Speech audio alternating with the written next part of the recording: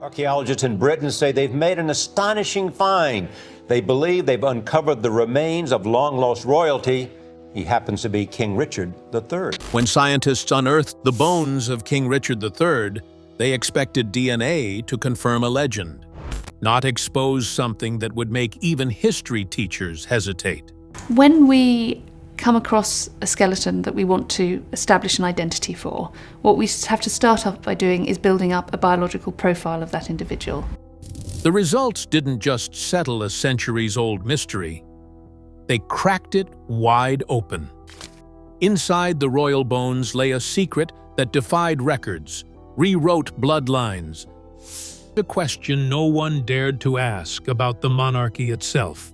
So doing the Y chromosome work, I found that there wasn't a link between Richard III and the male line relatives who are alive today. What if the truth hidden in his DNA didn't just change one man's story, but the story of kings? The royal DNA puzzle. When the bones of King Richard III were uncovered, experts had every reason to expect DNA confirmation would finally close the case on one of England's most enduring mysteries. The skeleton's physical traits matched the historical descriptions, but the real test lay in the genetic code. Scientists focused on two special types of DNA: mitochondrial DNA, inherited exclusively from the mother, and the Y chromosome, passed only from father to son. Each offered a unique window into Richard's lineage, promising a definitive link to living relatives. Yet, what they found was a revelation that challenged centuries of royal history. Mitochondrial DNA testing, which traces a maternal line, matched perfectly with two living descendants related to Richard III's sister. This match was nothing short of miraculous, providing definitive evidence that the skeleton was indeed the last Plantagenet king. But when researchers turned their attention to the Y chromosome, the story took a startling twist. The Y chromosome was expected to line up with male line relatives descended from Edward III, the 14th century king from whom Richard was purportedly descended. This unexpected split in the Y chromosome signaled something historians had never imagined. It suggested that at some point in the Plantagenet male lineage, there was a false paternity event, meaning the official father was not the biological father. This discovery struck deeply at the heart of monarchy, where bloodlines defined the right to rule. Richard's maternal identity was secure, but the paternal line suddenly appeared fractured. It was a genetic riddle wrapped in centuries of royal politics, secrets, and conflicting loyalties. The implications of this genetic mismatch have fascinated scholars and the public alike.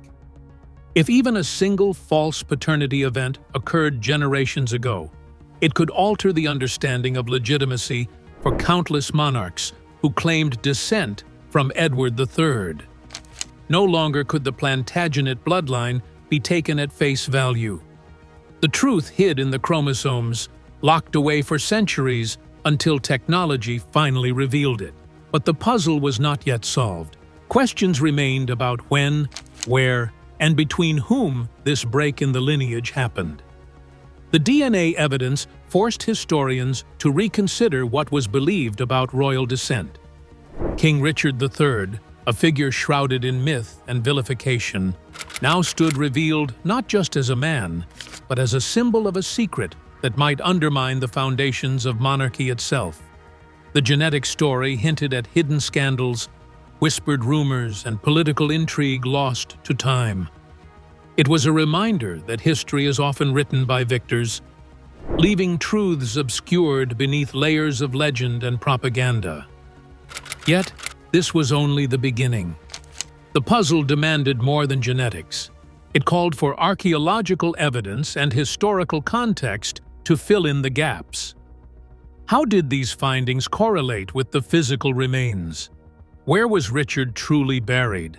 And what could his skeleton tell us about his life and death? The answers called upon a convergence of science and history in ways never before imagined. The DNA intricacies captivated the world because they threatened to dismantle the neat storyline crafted over centuries.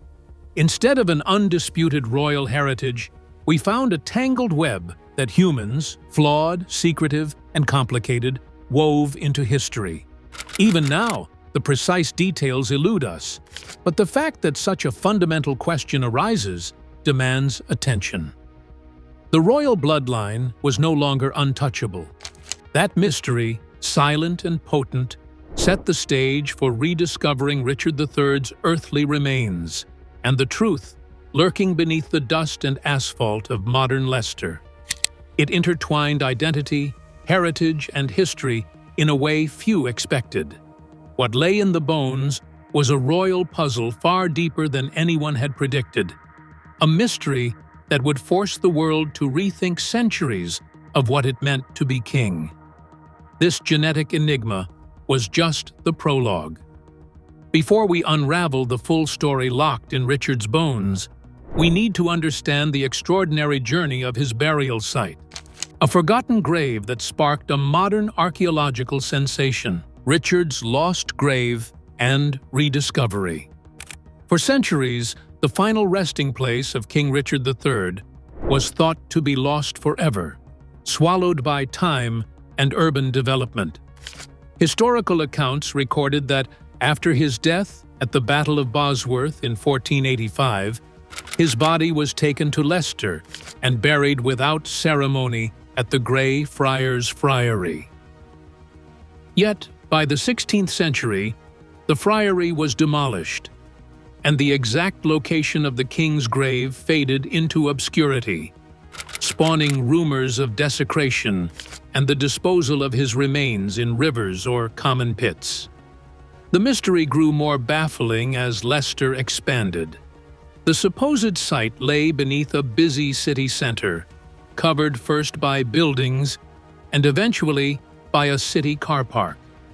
For many, the idea that a king could be buried under a modern parking lot seemed almost surreal, a poignant symbol of a ruler once powerful, now forgotten. But in 2012, a team of determined archaeologists and historians decided to test this unlikely theory, armed with historical maps and cutting-edge technology. Their excavation began beneath the ordinary concrete and asphalt, layer by layer, unearthing traces of the friary foundations. Soon, their efforts bore fruit. They discovered a human skeleton buried precisely where historical records suggested Richard had been laid to rest, the choir area of the friary church. Almost immediately, the identity of the skeleton stirred intense excitement. The bones belonged to a man in his early 30s, matching Richard's age at death. But that was just the beginning. Close examination revealed signs that this was no ordinary skeleton. The bones bore multiple scars consistent with combat injuries, at least 10 wounds, including several to the skull. Some of these cuts suggested brutal blows from swords or halberds, supporting the grim accounts of Richard's violent death on the battlefield. One injury even implied that his helmet had been forcibly removed during the struggle, exposing him to fatal injuries. Perhaps the most striking physical feature was the severe scoliosis evident in the spine, causing a notable S-shaped curve and uneven shoulders. Chroniclers from the time had described Richard as having a crooked back, a fact later exaggerated by Shakespeare into an image of a monstrous hunchback. The skeleton offered clear proof that the king's physical condition was real, but not the deformity of myth. It was a reminder of how historical narratives can be warped and weaponized. The radiocarbon dating pinpointed the skeleton's existence to the late 15th century, and the teeth's chemical analysis revealed a diet fit for the king, abundant in costly meat and fish. The location and the injuries added to the discussion and made the case for the remains belonging to Richard III very powerful. However, the final validation still depended on the important procedure of DNA testing. The discovery was something that the whole world found very interesting. and it even changed the status of an old parking lot into a place where history was brought back to life. The king who had once been lost in time was literally dug up. His bones were telling the world a lot, even after he was no more. But the narrative of the bones was still not finished. It was full of secrets that were even deeper than the surface wounds and the details of the burial site. The fact that the identity was restored and the stories those bones told of war, treason, and a mix-up of legacy and dispute made this discovery extremely compelling. Finding the grave was akin to unearthing a book where the history chapters had to be redone. Still, the bones could not solely determine the arguments. The unlocking of the genetic code was the main point. The skeleton under Leicester's asphalt wasn't merely a relic, but a connection linking the past with the present and the science with the legend. But to truly understand the man and the dynasty he represented, we had to examine what the bones revealed about his life, beyond the scars and burial site. Bones tell a different story. Richard III's skeleton challenged centuries of caricature and legend, revealing a man far more complex than the villainous hunchback immortalized on stage. His spine showed severe adolescent-onset scoliosis, causing one shoulder to sit higher than the other. Yet it did not cripple him or stop him from leading troops into battle. The deformity was visible but not debilitating, dispelling myths that painted him as twisted and malevolent based on appearance alone. The combat wounds on the skeleton underscored a brutal end rather than cowardice. At least 10 distinct injuries marked the violence of his final moments, especially the skull blows that likely caused instant death. One wound suggested his helmet had been torn away, matching accounts of his last desperate fight on foot. The evidence told of a warrior king who met his end with courage, not the craven tyrant of legend. Chemical analyses of his bones and teeth offered a rare glimpse into Richard's life. As a child, isotopic evidence showed frequent moves across England, reflecting his family's turbulent fortunes during the Wars of the Roses.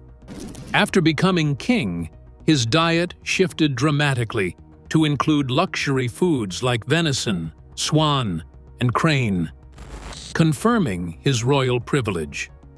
The isotopes also revealed he likely consumed about a bottle of wine daily in his final years, a sign of indulgence and strain under the pressures of rule.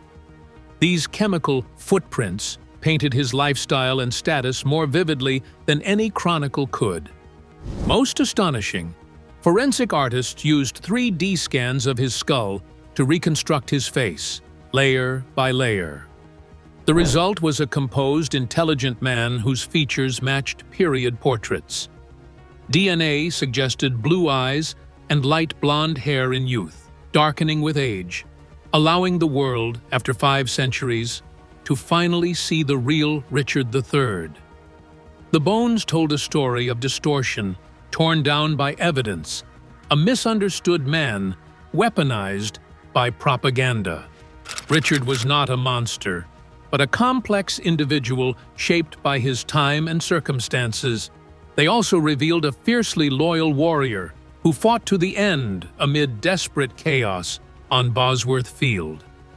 As scars and isotopes painted Richard's life, the backdrop of war and political turmoil became clearer, reminding us that history often masks human truth beneath myth.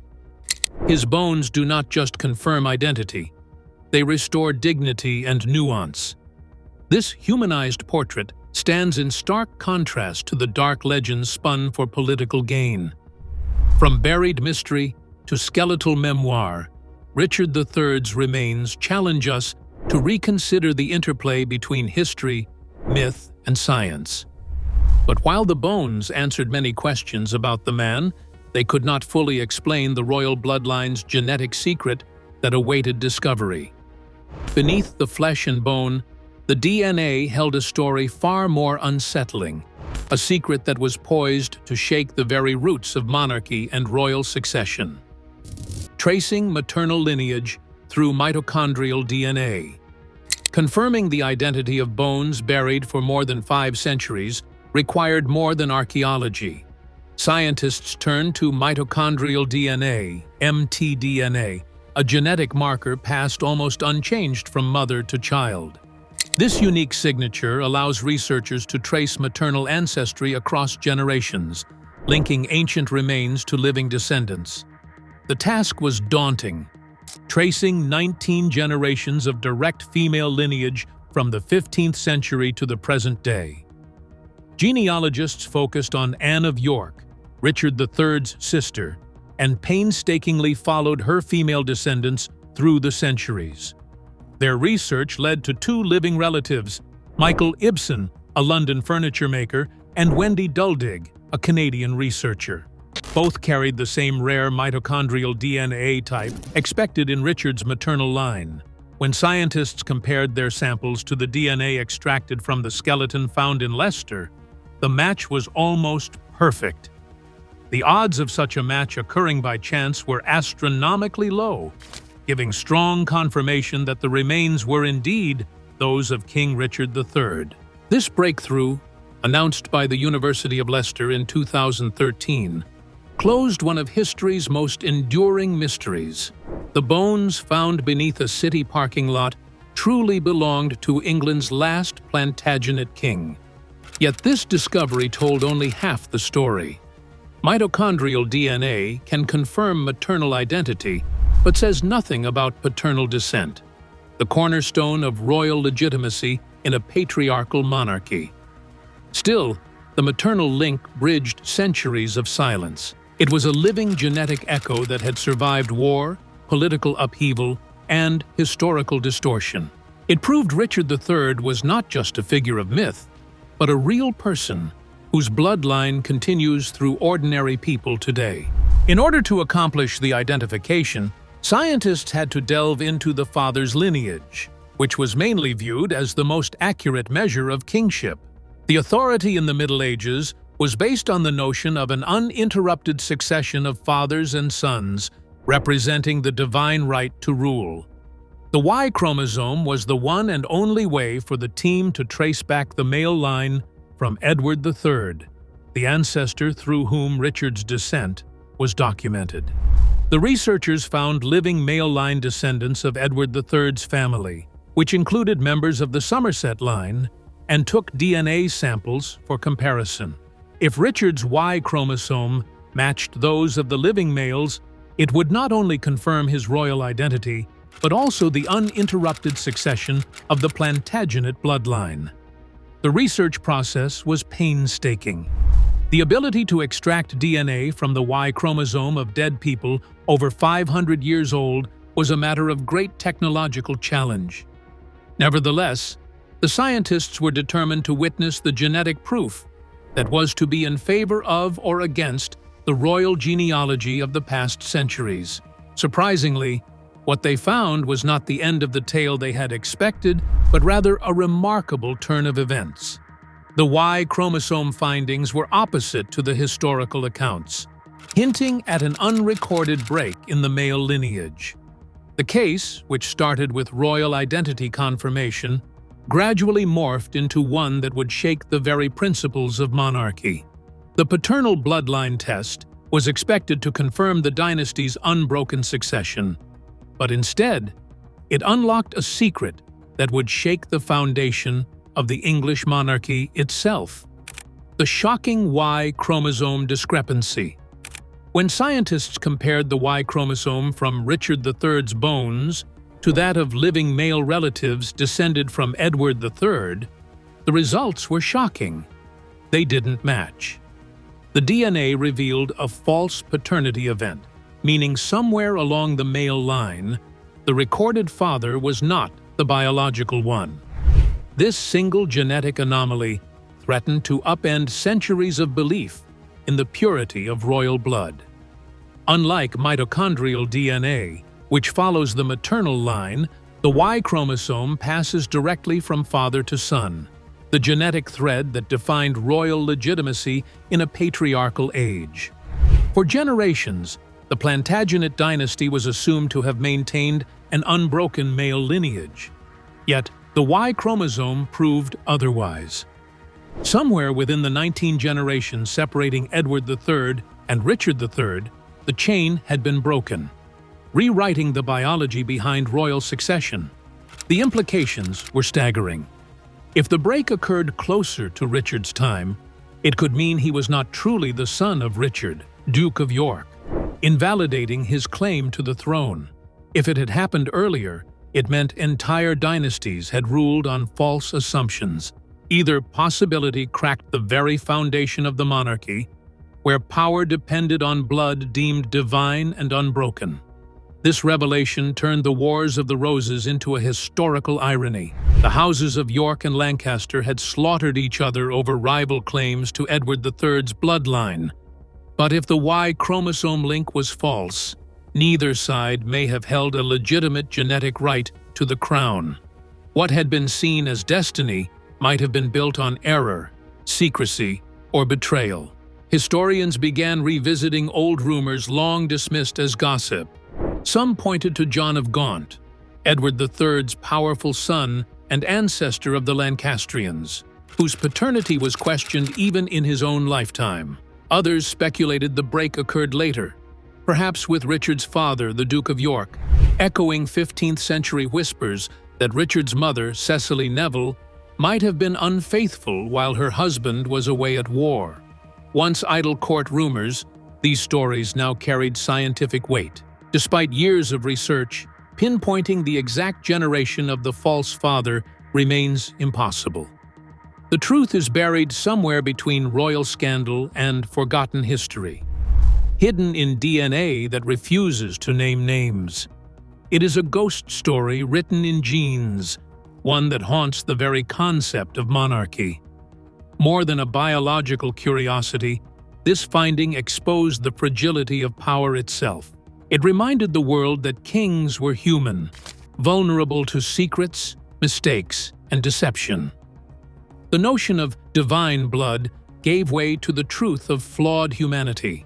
The discovery didn't undo Richard's identity, confirmed through his maternal DNA, but it redefined how we understand legitimacy and authority. The royal line may have been cracked, but his story endures. A reminder that history's grandeur often rests on hidden imperfections. In the end, the Y chromosome's secret didn't erase a king. It exposed how power, trust, and legacy can all hinge on the fragile honesty of blood. No less important than who Richard III was, the truth hidden in his paternal DNA forever altered how we view the royal narrative and set the stage to investigate those who might have hidden that secret best. Implications for royal legitimacy. The revelation of a break in the male Plantagenet line carries consequences far beyond genealogy. For centuries, monarchs claimed divine right through an unbroken chain of father-to-son succession, the sacred thread of royal authority. If even one false paternity occurred, that chain would fracture, placing centuries of royal legitimacy under doubt. The irony is staggering. The Wars of the Roses, one of England's bloodiest power struggles, were fought over claims to true Plantagenet blood. Yet, if the Y chromosome line was broken, both the houses of York and Lancaster may have battled for a crown to which neither was genetically entitled. The dynastic conflict that reshaped England could have been fueled by a secret none of its warriors ever knew. This scientific discovery forces historians to reconsider lineage not as divine certainty, but as a fragile human record. The sacredness of bloodline, once seen as proof of destiny, now appears vulnerable to human error, private scandal, and forgotten betrayal. A single moment of infidelity could echo through centuries of history, rewriting the story of monarchy itself. The implications extend beyond medieval England.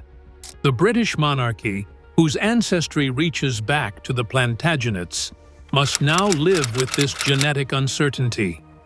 Though modern kings and queens rule through law and constitution, hereditary symbolism still defines their identity. DNA has stripped that symbolism of its purity, revealing the human imperfections beneath the myth of royal blood. It raises a timeless question. What truly defines legitimacy? Biology, law, or belief? Today, monarchy endures through recognition, not genetics. But the discovery challenges the roots of that belief system, reminding us that the supposed divine order of succession may have rested on little more than secrecy and chance. This revelation also uncovers the manner in which historical records can be both limited and political. Medieval chroniclers frequently either overlooked or toned down scandals to maintain the image of the ruling family. While history kept mum, DNA, on the other hand, opened up the communication, thus discovering a truth that no historian dared to write about. It shows how easily the powerful can rewrite their history, and modern science can uncover what politics have hidden before. The surprise from Richard III's DNA is not at all due to the scandal, but rather to the wide range of its applicability. If such a rupture could happen in the bloodline of England's most watched, then how many other royal bloodlines in Europe could be hiding similar secrets? The same weakness, which is human nature, lies behind every crown. However, the revelation does not negate the concept of monarchy.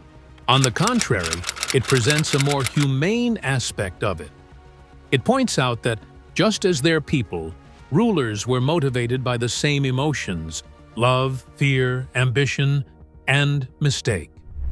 In this way, legitimacy is not merely passed down from one to another. It is formed through the narratives that the communities accept as true. The fact concealed under the DNA of Richard III uncovers that royalty, rather than being a divine or perfect institution, is a deeply human one, an institution that always had its secrets, which were the very reason for its existence. The mystery of broken bloodlines naturally leads to questions about who might have been at the center of such secrets, and which figures in history bear the weight of these royal whispers. Historical suspects and rumors. As historians and geneticists grapple with the shocking break in Richard III's paternal line, attention turns to those who might have lived when this secret began. One name rises above the rest: John of Gaunt, powerful son of Edward III and founder of the House of Lancaster. His influence shaped an era, but so did the whispers that followed him. Even in his lifetime, rumors questioned his parentage, and if the Y chromosome break began with him, it could explain later inconsistencies in royal claims. A single hidden truth in his line might have altered centuries of succession. Others look closer to Richard himself. His father, Richard, Duke of York, and his mother, Cecily Neville, were central figures in the Wars of the Roses, and their marriage was not free from suspicion. 15th century gossip suggested Cecily may have had an affair while her husband was away at war. For centuries, those rumors were dismissed as political slander, but the DNA findings give them a chilling new weight. If true, Richard III might never have been the biological son of the Duke whose name legitimized his rule. Proving any of this is nearly impossible. Medieval records rarely mention scandal. The politics of the time demanded silence. Appearance was power, and rumors, no matter how true, could destroy dynasties.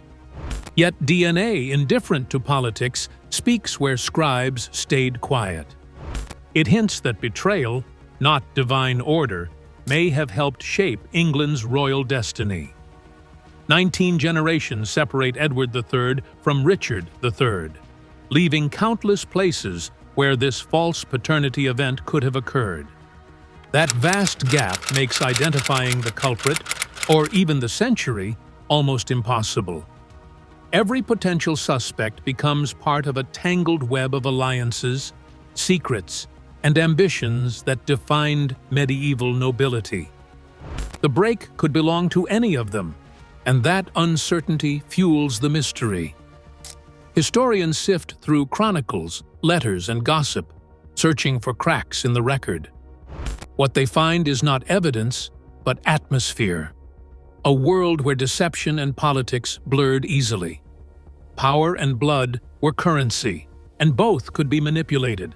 Beneath the grandeur of monarchy lay the same human flaws that drive ordinary lives: desire, fear, and betrayal.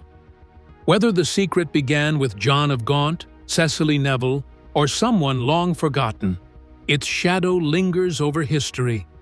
It reveals how fragile royal legitimacy truly was, built as much on secrecy as on ceremony. The DNA discovery gave voice to that buried ghost, proof that history still hides truths too inconvenient for its chroniclers. And though the exact moment of deception remains lost, the whispers it left behind remind us that kings, too, were human, bound by the same passions and mistakes that shape every life and legacy. From whispers of scandal and broken lines, the final truth of Richard's humanity, the man behind myth and mystery, soon comes into focus through his hauntingly reconstructed face and life. The human king beyond legend. For centuries, Richard III was remembered as a villain, Shakespeare's twisted usurper with a crooked spine and a darker soul. Yet modern science reveals a far more complex figure. His skeleton showed severe scoliosis, but it didn't cripple him. Richard was strong, mobile, and led men into battle. A warrior, not a monster. His challenges shaped him, but they never defined him. Forensic artists used 3D scans to rebuild his face, layer by layer, until a human emerged, calm, intelligent, and weary, rather than cruel. The reconstructed face closely matched portraits from his lifetime, aligning history with science. Gone was the sneer of legend. In its place stood a man marked by burden and resolve. DNA testing added vivid detail. Genetic analysis revealed he likely had blue eyes and light blonde hair in youth, darkening with age, traits that turned the mythic king into a person we might recognize today. This discovery stripped away centuries of exaggeration, showing that the most vilified monarch in English lore was, at heart, human. Chemical studies of his bones told another story, one of privilege and pressure. His diet was heavy with luxury foods such as venison, swan, and crane, confirming a life of royal abundance. Isotopic traces showed regular wine consumption, about a bottle a day in his final years, perhaps a reflection of stress or status. Every element of his remains confirms a man living fully within the opulent world of late medieval monarchy. The remains also served as proof of his death through violence. Richard received no less than 11 wounds, mostly to the skull, the nature of which was similar to that of hand-to-hand fighting at Bosworth Field. The deepest one at the back of the head probably caused death. The signs indicated that his helmet had been ripped off just before the striking blows, not the demise of a coward, but of a king fighting on foot against an army that was much larger. The subsequent events showed how merciless the victorious side could be. His corpse was undressed, perhaps placed over a horse's back, and quickly buried in a friary grave, which later became a modern Leicester parking lot. For many years, he remained unnoticed under a parking area, a representation of how easily the past can layer more lies and neglect over truth, with convenience and contempt. Science has rightfully regained that truth. The skeleton spans 5 centuries of myths and lies. breaking down the caricature that politics and theater had created. He is presented again as a flawed, steadfast man caught up in the merciless machine of power. Even the disturbing DNA findings about his ancestry contribute to, rather than take away from, his story, reminding us that history is seldom clean or sure. The remains of Richard show us that the kings and the peasants face the same intricate human issues of ethics, power, and destiny. At last, Richard III does not come out of the darkness as a monster, but as a person, bold, disputable, and highly human. His remains are a reminder that once the truth is revealed, it can even change the narrative of the most ancient myths. The bones of Richard III revealed a deeply human story hidden beneath centuries of myth and mystery. From royal scandals to personal hardships, these discoveries challenge everything we thought we knew about this controversial king. If you found this exploration fascinating, please like and subscribe for more stories that bring history to life and uncover the hidden truths beneath. And don't forget to watch the next video appearing on your screen for another journey into the past you won't want to miss.